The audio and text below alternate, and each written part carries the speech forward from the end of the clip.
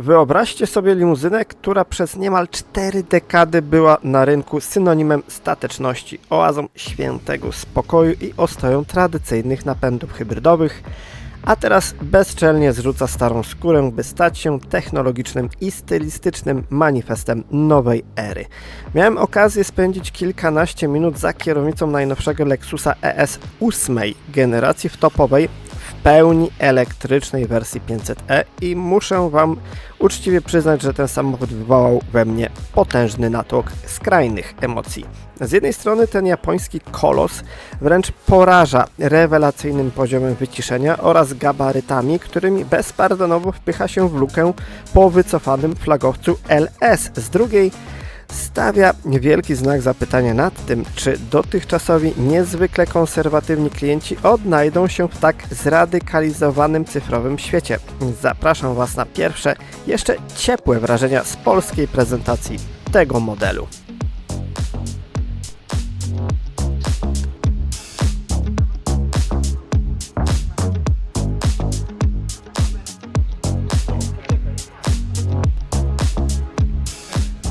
No i zaczynamy oczywiście od bagażnika, ale zanim, jak Wam się podoba nowy ES? No jest wielki, ma 514 cm długości i taki trochę bardziej toyotowy. No nie wiem, do tego muszę się jeszcze przekonać, ale mniejsza z tym, zaczniemy oczywiście od bagażnika. Potężne gabaryty nowego ES-a bezpośrednio przełożyły się na wyjątkowo pojemny i powiedzmy ustawny bagażnik, który w wersjach w pełni elektrycznych oferuje aż 517 litrów pojemności. No, ta górna część nie jest zbyt ładnie wykończona, a zawiasy, no nie wiem. W poprzednim ES-ie było tak samo, teraz jest tak samo, podobno Japończycy mają to gdzieś tam. Jak ktoś chce praktyczności i funkcjonalności, niech idzie do Czechów albo Niemców, no trudno. To są Japończycy, tu liczy się co innego. A liczy się w tym modelu przede wszystkim przestrzeń z tyłu. Zobaczcie, ile tutaj jest miejsca w porównaniu do poprzedniego ES-a. No jest dużo więcej. No tak, to uwielbiam. Oczywiście pierwsze do zgubienia. No ale cóż, nie każdy zwraca na to uwagę. Zobaczcie, jak ładnie jest wyprofilowana ta kanapa. Trochę tutaj było brudno, a tu jest naprawdę czysto. Miejsca, no tutaj trzeba trzasnąć troszeczkę tymi drzwiami. Miejsca jest mnóstwo, ale pod maksymalnie opuszczonym fotelem, no już trochę mało. Nad głową, jak widzicie, przestrzeni jest naprawdę sporo. No i zwróćcie uwagę, mamy do czynienia z elektrykiem, a tutaj taki nieduży tunel środkowy. Z tyłu nie ma osobnej strefy klimatyzacji, ale są nawiewy, porty USB-C, kieszonka. Jest naprawdę duży, potężny podłokietnik bez schowka, trochę szkoda. Są oczywiście uchwyty na kubki. Jest całkiem nieźle pod tym względem. I jest nieduży, ale jest lufcik do bagażnika. Są oczywiście dodatkowe źródła światła, jest nieduże okno dachowe, są haczyki, uchwyty. No tutaj haczyków nie ma, a jakość materiałów, tu jest co prawda twardo, ale to jest naprawdę przyjemne w dotyku materiał. Tu mięciutko, tutaj również jest miękko, spasowanie moim zdaniem rewelacyjne. Tutaj twardo, ale nie jest to jakiś taki ordynarny plastik. Jest całkiem nieźle. Dobra, to tyle z kanapy z tyłu, zaraz przesiadamy się na fotel kierowcy. No nie wiem jak Wam, ale te felgi mi się strasznie podobają, chociaż no, będą się rysowały. Tak, widzicie kasetowe klamki, nie każdy to lubi, no ale cóż. Jak widzicie, przestrzeni tutaj jest naprawdę bardzo dużo. Siadamy na tych bardzo wygodnych fotelach, zamykamy drzwi. Chciałem powiedzieć, odpalamy silnik, no ale to jest wersja elektryczna. Co ciekawe, wersja elektryczna i hybrydowa nie będą się jakoś specjalnie różniły z zewnątrz ani we wnętrzu, a wersja Omotenashi, czyli ta topowa, trafi na rynek dopiero za jakiś czas. Tak, okno dachowe, no jakoś Lexus ani Toyota nigdy nie zwracały specjalnie uwagi na to, żeby to okno dachowe, Toyota może tak, ale Lexus, żeby to okno dachowe było jakieś olbrzymie. Pierwszy plus, No, system. I niedawno testowałem Toyota RAV4 i tam mnie to bardzo pozytywnie zaskoczyło. Ok, grafiki są bardzo podobne jak kiedyś. Na pierwszy rzut oka jest podobnie jak kiedyś, ale zobaczcie, jest już rozwijane menu. Są przesuwane ekrany i te bardzo, bardzo ładne i nawet wygodne i dobrze działające przyciski dotykowe, które są tak wkomponowane w tą listwę.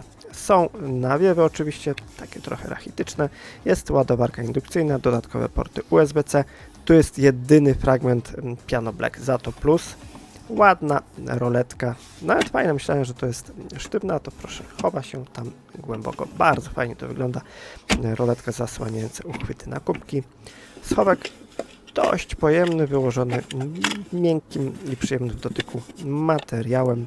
Fajnie to zrobili. Jest nawet, zobaczcie, port HDMI. No, ciekawe. Oczywiście schowek otwierany z dwóch stron. Przed pasażerem również jest schowek. Niestety już wykończony, w sumie nie wykończony niczym.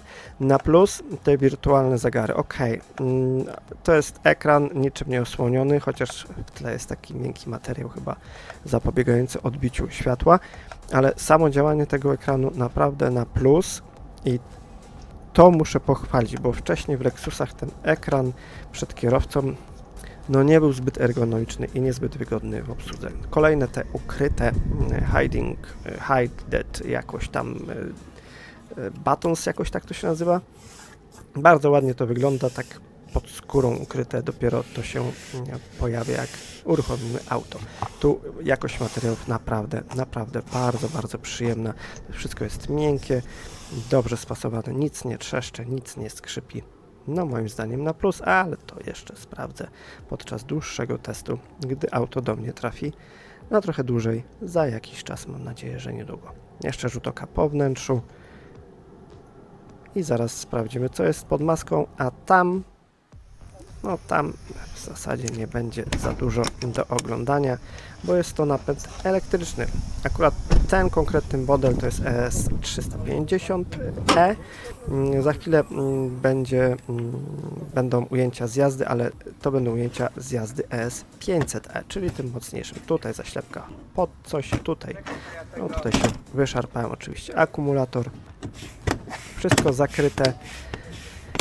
Może i dobrze, bo co tutaj oglądać, chociaż moim zdaniem trochę szkoda, że nie wygospodarowano tutaj miejsca na franka, czyli ten przedni bagażnik, ale jak wiecie, to jest też, to auto będzie też dostępne w wersji hybrydowej, więc tutaj będzie silnik spalinowy. Widać się nie dało. Jeszcze rzut oka i za chwilę siadamy za kierownicą. I tym razem oczywiście nie będzie takiego typowego pomiaru zużycia energii w mieście, na trasie i tak dalej, bo jazda była krótka, około 20-minutowa, więc postaram się Wam co nieco opowiedzieć o tym samochodzie w skrócie, bo dłużej opowiem o nim oczywiście podczas dłuższego testu. Zacznijmy oczywiście od historii, bo historia tego modelu jest no, fascynująca, ponieważ towarzyszy on japońskiej marce, czyli model ES, od samego początku jej istnienia. Zadebiutował w 1989 roku równolegle z legendarnym flagowcem LS, którego niestety już nie będzie. Przez te wszystkie lata globalna sprzedaż ES-a przekroczyła imponującą barierę 3 milionów egzemplarzy, a w samej Polsce model ten zdążył wypracować naprawdę niezłą pozycję, osiągając w 2025 roku blisko 14% udział w swoim segmencie, z wynikiem prawie 1900 zarejestrowanych aut. Co ciekawe, europejski rozdział tej opowieści pisze się stosunkowo od niedawna, bo dopiero od 2018 roku, kiedy na stary kontynent oficjalnie trafiła 7. generacja. Dzisiejsza premiera ma jednak wymiar szczególny z racji tego, że potężnego LS-a, no jak już powtarzałem, nie ma i już nie będzie w ofercie. Nowy ES urósł i przejął na swoje barki rolę najważniejszej, najbardziej luksusowej, trójbryłowej limuzyny w gamie Lexusa. Czy tą rolę będzie spełniał godnie? No to się okaże, no pokażą to słupki sprzedaży i to klienci zadecydują swoimi portfelami, tak jak to bywa zwykle. Jeszcze możemy wrócić na chwilę do wyglądu zewnętrznego, bo ten jest dość kontrowersyjny. Projektanci całkowicie zerwali z nudą, a bezpośrednią inspiracją dla nowej linii nadwozia stał się zjawiskowy koncept LFZC. Samochód powstał na mocno zmodyfikowanej platformie GAK i został nakreślony zgodnie z nowatorską filozofią Clean Tech and Elegance, łączącą nienaganną aerodynamikę z monumentalnym, zdaniem producenta, luksusem. Auto stało się moim zdaniem gigantyczne jak na ten segment. Długość całkowita wzrosła o 165 mm i wynosi teraz astronomiczne 5140 mm, a rozstaw osi rozciągnięto o 80 mm do poziomu 2950 mm. No jest to auto wielkie w porównaniu do poprzedniego ES-a. No wydaje się on, ten poprzedni ES, jako segment mniejszy, no może przesadzam, ale jak stały obok siebie te dwa auta, no to jest ogromna różnica. Czy to dobrze? Nie wiem, bo też trzeba wziąć pod uwagę to, że cena nowego ES-a oczywiście podskoczyła, ale o tym porozmawiamy sobie za chwilę. A tymczasem jeszcze przejdziemy do wnętrza, bo to również budzi kontrowersje. Wnętrze to totalny minimalizm połączony z tradycyjną japońską zasadą gościnności omotenashi. Zapomnijcie więc o tradycyjnej desce rozdzielczej. Kokpit zaprojektowano według filozofii Tazuna, gdzie wszystko jest maksymalnie skoncentrowane wokół wzroku kierowcy. Absolutną nowością w skali marki są wspomniane już przeze mnie przyciski Hidden Switch. Gdy samochód jest wyłączony, pozostają prawie całkowicie niewidoczne, wtapiając się w strukturę deski, a po uruchomieniu podświetlają się i oferują fizycznie wyczuwalną pod palcem reakcję zwrotną. Wiem, możecie mieć wobec tego wątpliwości, ale przyznam, że działa to naprawdę nieźle i na pewno lepiej niż dotykowe przyciski na Piano Black. No to jest w ogóle dla mnie zmora.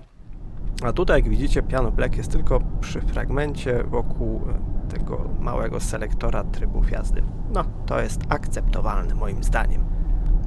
Górną część kokpitu zdominował nowy, smukły 14-calowy ekran dotykowy systemu Lexus Connect, który współpracuje z 12,3-calowym wirtualnym kokpitem potrafiącym wyświetlać pełną mapę nawigacji bezpośrednio przed oczami kierowcy i przyznam, że działa to całkiem nieźle, ale lepiej przetestuję to, jak będzie auto u mnie na trochę dłużej. Za to przestrzeń z tyłu jest po prostu bizantyjska.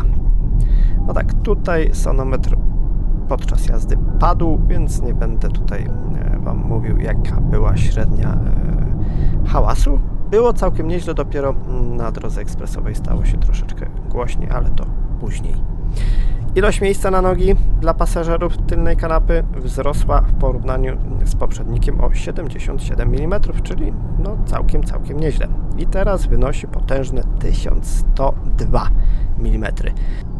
Bagażnik już widzieliście, no może nie do końca, bo był zapakowany tak pokazowo torbami. Ma 517 litrów pojemności, po złożeniu oparć kanapy nie wiadomo ile ma i nie wiem, tak prawdę mówiąc, czy te oparcia można złożyć, bo nie miałem czasu, żeby się z tym pobawić, ale znowu, jak auto trafi do mnie na trochę dłużej, to się tym pobawię.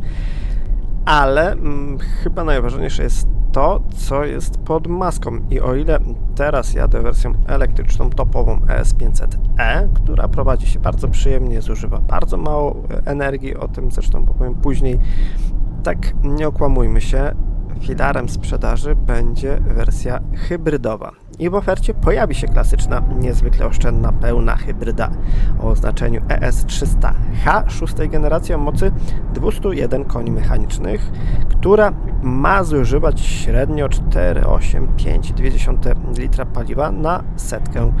Obecnie cenniki otwiera jednak słabsza odmiana elektryczna ES350e z napędem naprzód o mocy 224 koni mechanicznych, która do setki przyspiesza w 8 sekund. I powiedzmy to sobie wprost, ta wersja ma najmniej rynkowego sensu, ponieważ kosztuje niemal tyle samo co nadchodząca właśnie hybryda, będąc od niej w codziennym użytkowaniu wolniejszą i bardziej ograniczoną.